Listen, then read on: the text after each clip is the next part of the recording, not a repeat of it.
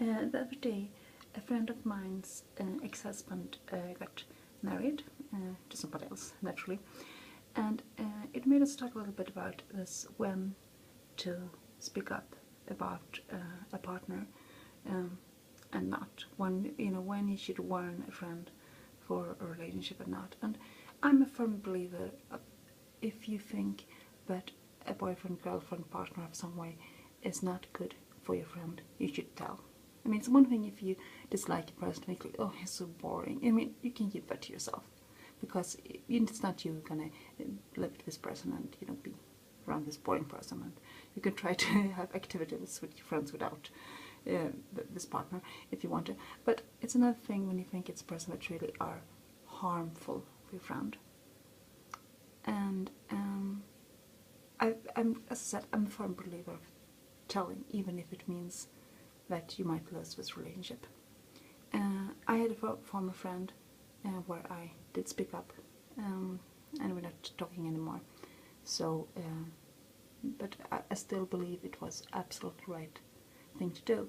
And this was he was getting back together after had several times been together, and every time ever been together, this partner had been cheating on my friend, and my friend made excuses for it, claimed it was because my friend didn't want to have sex before they were married, and the partner wanted to have a lot of sex, so of course it was the reason.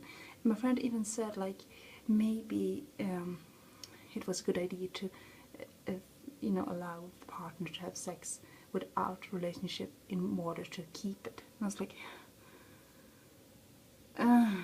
no, it's not that. It's not the sex. It's not that, but it's a problem if it doesn't work out. It's no.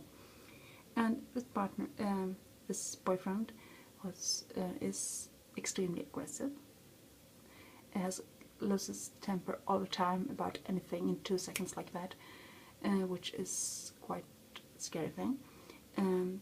He's extremely insecure. I've been talking quite a lot with him, and I've met very few people that are so insecure as him. It's like, yeah, and aggressivity and insecurity is a bad combination. He's also extremely jealous. He was very jealous of me, which is also, red light up there blinking, because we're absolutely, why should anyone be jealous of me? It's like, no. It's just silly. If you're jealous because your partner are spending a lot of time with a friend, just, no.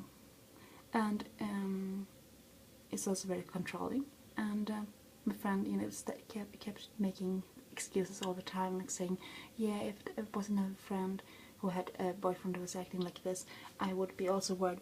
But he then come with his excuses and so, which is also very typical. But I tried to be honest about how I felt, and tried to tell that in a gentle way before they got engaged.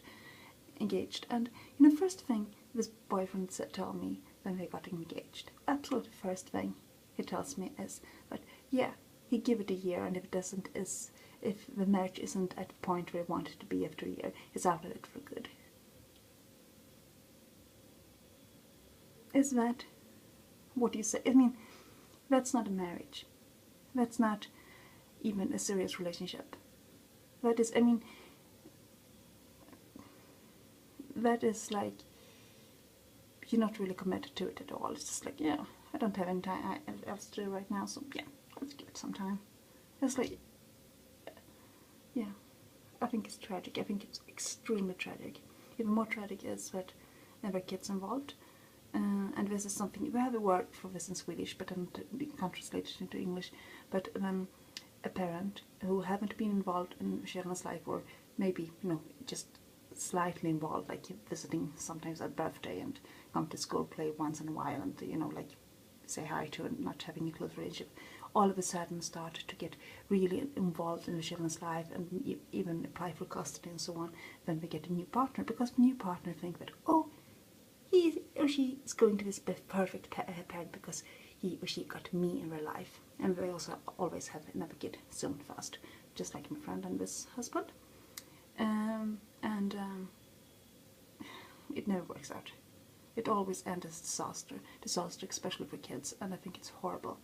And I tried to tell my friend about this, but of course he won't listen. And yeah, I mean, I was working for an organization before for single parents, and I've seen this not just once or twice, I've seen it hundreds of times.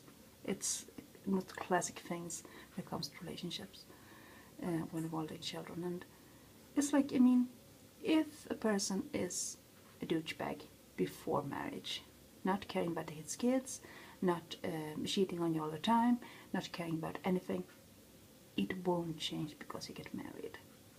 I mean, it might change in the beginning. Maybe the first year gonna be fun, maybe the second year gonna be fun, maybe the third year gonna be fun, because you got, you know, some new things to do, and yeah, feeling back, keep it. But yeah, people change, but they don't change in that way.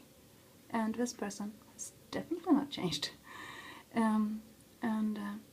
My friend always when we was talking, always came with this, like, you know, things were telling me about how perfect this husband was, and I feel even more sad, like, because the things, I guess, was the things that was the best things, you know, the absolutely, oh, this is really proving how good he is, and it was awful.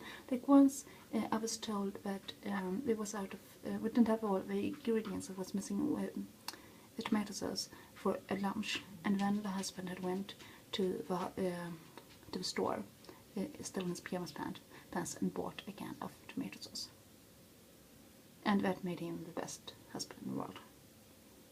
It wasn't like he brought all the kids to the store and then brought them to a park and had a lot of fun time with them, so my friend got some time alone and bought flowers and chocolate and the little puppy on the way home. That could be something at least to tell your friends about. No, he went to the store and bought food for lunch.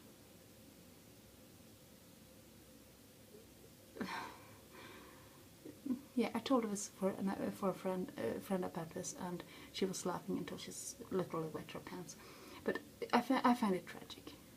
I find it sad. But overall, and also I've been trying, because I also feel that when a friend has a relationship, you should, as a friend, accept it and support it. Even if you don't state your mind, and when you support